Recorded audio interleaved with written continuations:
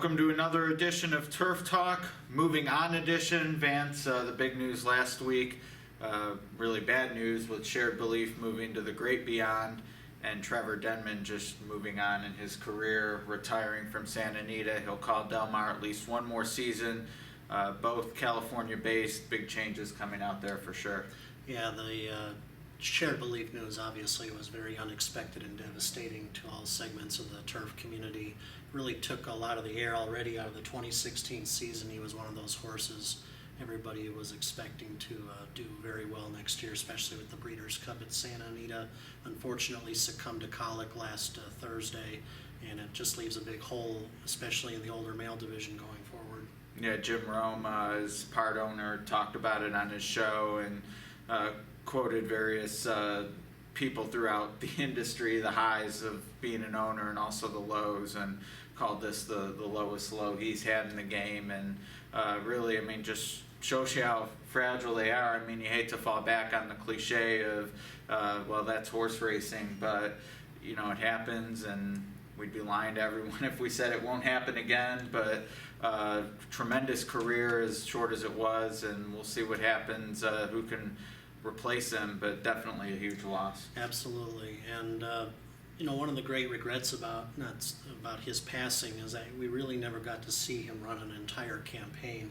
He came his 2-year-old campaign, which wound up earning him an Eclipse Award. He came along the scene after the Breeders' Cup. As a 3-year-old, he was out totally the first half of the year, missed the Triple Crown, but he did make a tremendous impact in the fall of 2014. And then earlier this year, obviously, he ran the 2 magnificent races at Santa Anita, got injured in the Charlestown Classic, which unfortunately turned out to be his last race. So yeah, there's a lot of question marks, what ifs, you know, what else he could have accomplished. But boy, he sure did leave us with a lot of great memories. Yeah, and for me, it was going to be sort of a flag bearer for the crop. This year's likely champion older male, also from that crop, honor code, but California Chrome coming back, honor code retiring. So to me, Shared Belief, and, you know, going into this year's Derby, we talked about how potentially great this group was. Of course, American Pharoah went on to win the Triple Crown, but some good ones behind him, Dortmund coming back, etc. So to me, there was sort of this showdown looming next year with the 4- and 5-year-olds. Shared Belief was a part of that. Certainly going to be missed. And as you noted, the Charlestown Classic, technically his last race, but I think most of us are going to want to remember him for what we saw in the San Antonio and Santa Anita handicap. And part of that story, as James Scully and I discussed last week on Point, was Trevor Denman's calls, and you could hear him when Shared Belief pulled away from Grade 1 winners Opportunity in California Chrome, and he just crushed the field in the big cap, and Trevor provided an exclamation point for those races. Yeah, just like previous generations older than ours kind of grew up listening to, say, baseball announcers. I grew up listening to racetrack announcers, and Trevor Denman, along with Tom Durkin, who retired last year, he was like the voice of my childhood, my teenage years. I equate Trevor with, you know, past great voices of sport. Yeah. And you kind of probably expected this leaving Santa Anita behind might occur.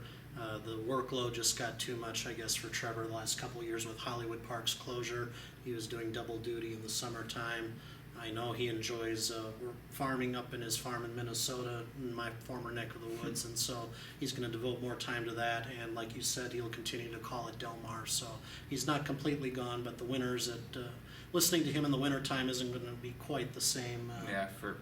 Absolutely. Going forward. And for me, you know, with Durkin in years past and now Denman, I mean, these guys aren't before my time. I mean, they were announcing well after I was born, but it definitely feels like a generational shift with them moving on to retirement. And they're still going to be involved. I mean, Trevor's still calling Del Mar in the summer.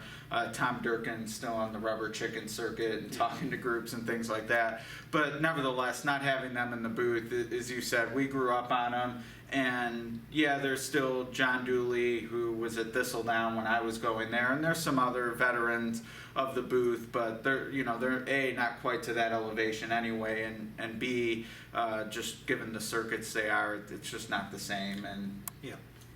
He'll be missed. Yeah, I remember in the late '90s when I was working as a publicity assistant at Canterbury, Trevor came along for a charity function at the racetrack, and he volunteered to call about 3 or 4 races at the track that day.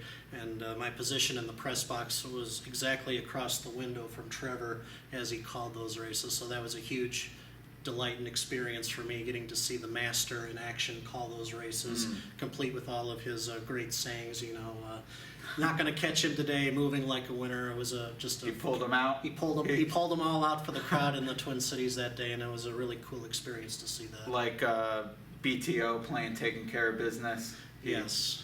He gave the fans what they wanted. I mentioned Thistledown, John Dooley being there. Also, the fortune Michael Ronas passed through Thistledown. Bobby Newman late have called a race course. So was able to grow up some good live on-track announcers. But, New York and California are the top year-round circuits for sure. And Durkin and Denman leave a hole. But at the same time, also an opportunity. Talk of Frank and the Miramati and the aforementioned Rona maybe ending up at Santa Anita. That would leave a hole at 2 other, well-regarded facilities, and cycle continues, and maybe we'll get some new blood at a smaller track that'll get people excited too. Not too long ago, Travis Stone, now the voice of the Derby, was 23, 24 at Louisiana Downs. So opportunity's good as well. Yeah, absolutely. And these new voices coming up are going to be the voices of future generations of racing fans. We'll grow old listening to them.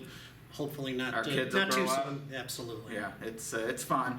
But yeah, I'm looking forward to seeing. I know Frank and Michael will be part of, I guess, a rotation to start things off. And 2 quarterback systems never work, so I'm sure Santa Anita will look forward to announcing the replacement. But we still get one more summer of Trevor at Del Mar, at least one more.